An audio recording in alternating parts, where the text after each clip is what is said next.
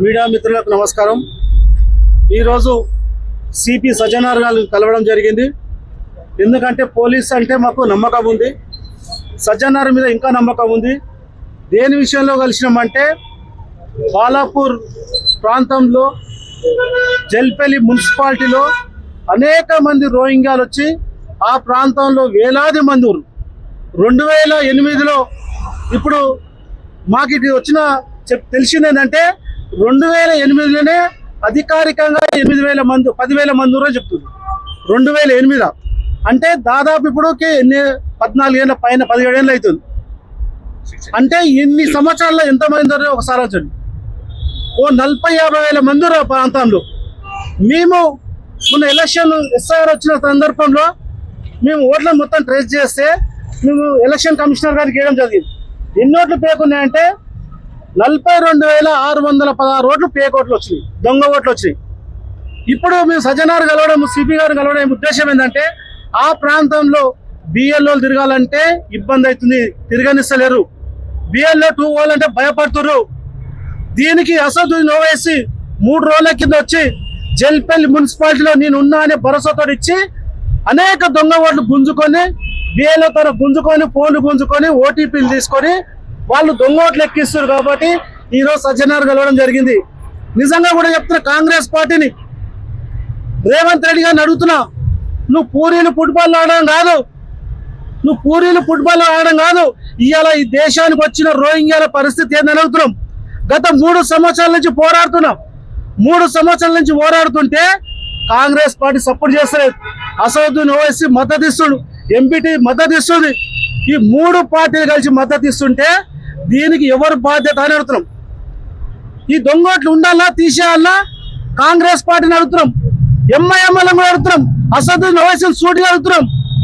అసదుద్దీన్ ఓవైసీ గారు ఈ దేశం వెళ్ళొచ్చిన వాళ్ళని, ఈ బంగ్లాదేశ్ పాకిస్తాన్కి వెళ్ళొచ్చిన వాళ్ళని మీరు తరిమి కొట్టాదో ఒకసారి చెప్పాలి.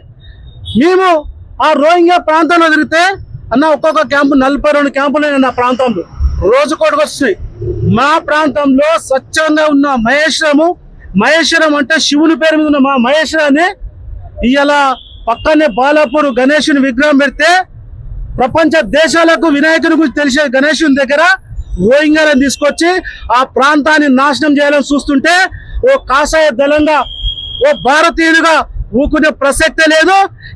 మళ్ళా చెప్తున్నా, నేను ఈ రోజు పోలీసుల మీద నమ్మకం ఉంది. పోలీసులు కానీ గవర్నమెంట్ కానీ యాక్షన్ తీసుకుంటే మంచిది, లేని పక్షంలో నా కాషాయ దళం దిగుతుంది. దిగిన తర్వాత ఏం జరుగుతుందో ఒక్కసారి గుర్తు పెట్టుకోరు. ఎందుకంటే ప్రతిదీ నేను లీగల్ ఇస్తున్నా. మీరు ఇంకొక చిన్న విషయం జాగ్రత్తుకోవాలన్నా, బాగా జాగ్రత్తుకోండి. ఓన్లీ మీర్పేట్ పిఎస్ లో ఒకసారి చూడనా, హిందూ అమ్మాయిలను 984 మంది మిస్సింగ్. దాంట్లో వీళ్ళు గుర్తించింది 975, ఇంకా 9 మంది దొరకలేదు. అనేక మంది హిందువులు అమ్మాయిలను ఇలా ట్రాప్ చేసి తీసుకుపోయి బంగ్లాదేశ్లో, పాకిస్తాన్లో లవ్ జిహాద్ పేరు మీద వీళ్ళందరూ హిందూ అమ్మాయిల మీద టార్గెట్ చేసి ప్రాంతంలో చేస్తుంటే ఈ దేశంలో పుట్టిన హిందూ సోదరులను అడుగుతున్నా, అదేవిధంగా ఈ దేశంలో పుట్టిన ముస్లిం సోదరులను అడుగుతున్నా. ఈ దేశంలో ముస్లిం సోదరులతో మాకు బాధలేదు, ఈ ప్రాంతం బిడ్డగా ఉండాలి ప్రాధాన్యం. ఇతర దేశాలకి వెళ్ళి వచ్చి ఈ ప్రాంతంలో మా మీద తిరగబడితే బిడ్డ ఖబర్దార్ చెప్తున్నా, వీళ్ళందరినీ మళ్ళా చెప్తున్నా, అవసరం వస్తే వీళ్ళందరినీ తరిమి పొలిమేర దారిలో తీసుకుపోయి పల్గా జరిగి పేగులు మెడకేసుకొని తిరుగుతా. నా పేరు శ్రీరాములు, మా అమ్మ ఎట్లా పెట్టినా కానీ నేను శ్రీరాములు అంత మంచోడు కాదు. నేను ఉగ్ర రూపం చూపించినాకో నరసింహస్వామి కూడా వస్తాడు, యాది పెట్టుకోవాలి ప్రతి ఒక్కరు చెప్తున్నా. ఈ ప్రాంతంలో ఇతర దేశాల నుంచి వచ్చి వాళ్ళకి మద్దతు పలుకుతుంది ఎవడు, ఈ ప్రాంతంలో వాళ్ళకి సపోర్ట్ ఇస్తున్న ఎవడు. ఇంకొకటి ఉంది పార్టీలో, ఇక్కడ ఒక టీఆర్ఎస్ పార్టీ ఇంతకుముందే అది బీఆర్ఎస్ అయింది.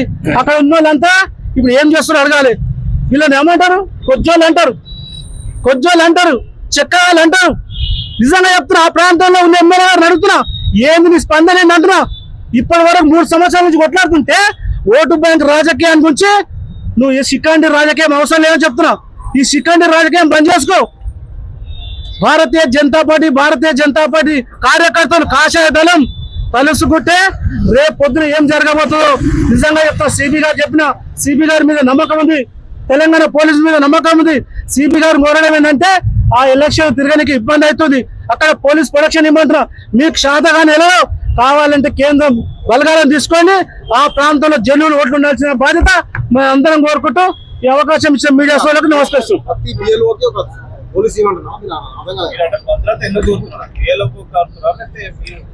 అన్న బిఎల్ అక్కడ ఉన్న బిఎల్ఓలకు భద్రత లేకుండా అయింది. ఆల్రెడీ బిఎల్ఓలు తిరుగుతుంటే వాళ్ళతో ఎన్విరేషన్ గుంజుకుంటారు, ఫోన్లు గుంజుకొని ఓటీపీ తీసుకొని వాళ్ళు ఇష్టం ఉన్నట్టు చేస్తారు. కాబట్టి వాళ్ళకి భద్రత ఇవ్వమంటారు. నిజంగా తెలంగాణ పోలీసు మీద నమ్మకం ఉంది, పోలీసులని యాక్షన్ తీసుకోమంటారు.